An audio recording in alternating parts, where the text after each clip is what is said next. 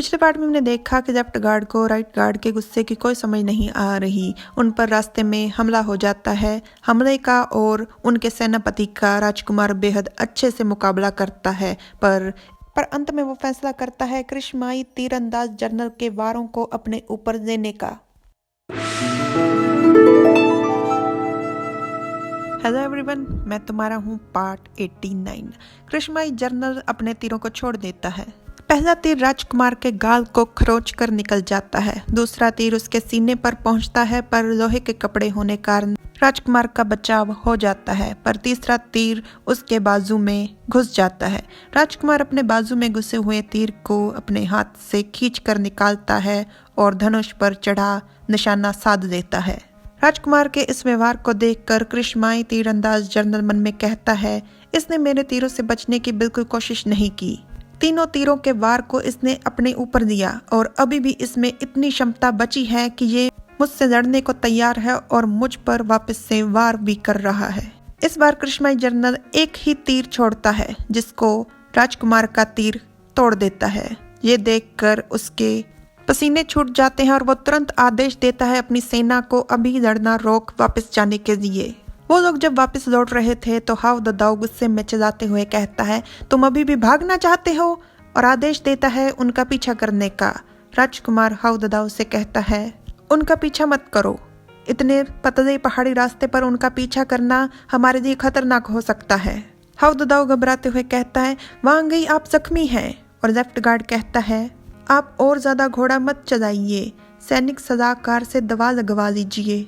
राजकुमार घोड़े से उतर बग्गी की तरफ बढ़ते हुए कहता है, मैं सैनिक सलाहकार के साथ बग्गी में सफर करूंगा, तुम लोग आगे बढ़ो। वो लोग जी कहते हैं। बग्गी में राजकुमार के दर्द से कहराने की आवाज आ रही थी। दवाइयाँ और खून से लथपथ पट्टियां पड़ी हुई थी। मुंहान राजकुमार के जख्मों की मरहम पट्टी कर रहा था। राजकुमार कहता है, जॉन किंग तुम चिंता मत करो, हालांकि जख्म थोड़ा गहरा है पर ये हड्डी तक नहीं पहुंचा। दुख रहा है जॉन किंग, आराम से करो।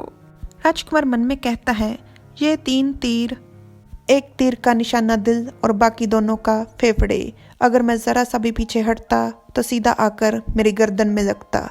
पिछले जन्म में अचेत ही मैं इनसे बच गया था, पर इस बार सीधा तीर आकर मेरी छाती में लगा था। मैं मरते मरते बचा हूँ। चलो अब ये खत्म हुआ, पर मुझे ऐसा क्यों लग रहा है जैसे जॉन किंग थोड़ा नाराज है। उसने मुझे दिलासा भी नहीं दिया।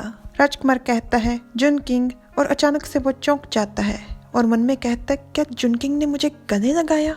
मुंहान मन में कहता है, खुशकिस्मती से ये अभी भी जिंदा है और मेरी बाहों में है। राजकुमार भी जब मुंहान को अपनी बाहों में लेता है तो उसे एहसास होता है और वो खुद से पूछता है, जॉन किंग कांप रहा है। मेरे 2 जन्मों में कभी भी मुझे चोट लगने पर किसी ने दिलासा नहीं दिया, किसी ने गले नहीं लगाया सिवाय जॉन किंग के। मुंहान कहता है, आप बहुत थक गए होंगे, थोड़ी देर मेरी गोद में सो जाएंगे।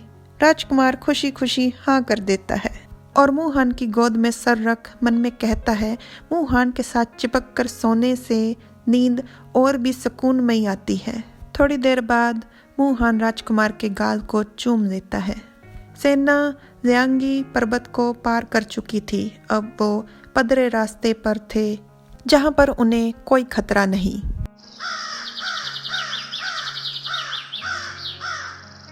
अगले कुछ दिनों तक जख्मी वांग गई सैनिक सलाहकार की बग्गी में ही अपना रहन बसेरा करते हैं, जिस बग्गी में पहले से कुल 2 लोग थे, एक मुंहान और दूसरा शाओ हुआंग, जिनमें से मुंहान को राजकुमार ने अपने सर और दिल दोनों में बिठा रखा है और दूसरे बेचारे शाओ हुआंग को अपने कदमों के नीचे। #जुल्मी राजकुमार और पीड़ित शाओ हुआंग।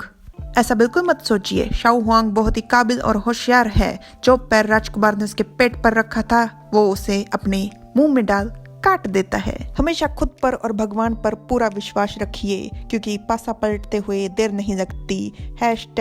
पीड़ित राजकुमार जुल्मी शाओ हुआंग।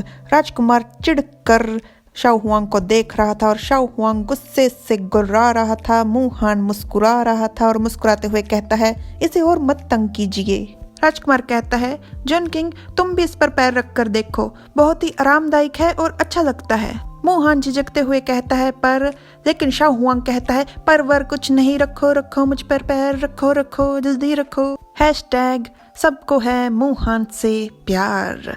मोहन पैर रखकर कहता है हाँ ये सच में बहुत ही आरामदायक है, ये कितना नरम है। और शाओ हुआंग का दिल गार्डन गार्डन हुए जा रहा है, उसकी खुशी सम्मा नहीं रही और राजकुमार को बर्दाश्त नहीं हो रही। वो मन में कहता है इस छोटी सी चीज को अच्छे से पता है कि कैसे लोगों को चुनना है खेलने के लिए। कुछ दिनों के बाद वो लोग दक्षिण पूर्व की सीमा पर पहुंच जाते हैं। सारा इलाका पहाड़ियों से भरा हुआ था, इसलिए वो कुछ समय तक हमला कर ही नहीं पाते। अब फिलहाल युद्ध समझौते की तरफ बढ़ रहा है। राजकुमार कहता है 1 महीने लड़ने के बावजूद भी हम अभी तक 100 मील की दूरी भी तय नहीं कर पाए और सर्दियां शुरू होने वाली हैं। अगर हम जल्द से जल्द भी मुख्य शहर पर हमला कर भी देते हैं तब भी मुझे डर है कि हम लोग नए साल तक राजधानी वापस लौट नहीं पाएंगे। मोहन कहता है युद्ध कोई बच्चों का खेल नहीं है, ये सब इतना आसान नहीं हो सकता। राजकुमार मोहन का हाथ पकड़ हाँ कहता है। मोहन कहता है आपको राजधानी वापस लौटने की इतनी चिंता क्यों लगी हुई है? क्या आपको वहां पर कोई जरूरी काम है? राजकुमार शरारती मुस्कुराहट देते हुए कहता है वो। और ये पार्ट यहीं पर ख़त्म हो जाता है। Like, subscribe, comment. Thanks for watching.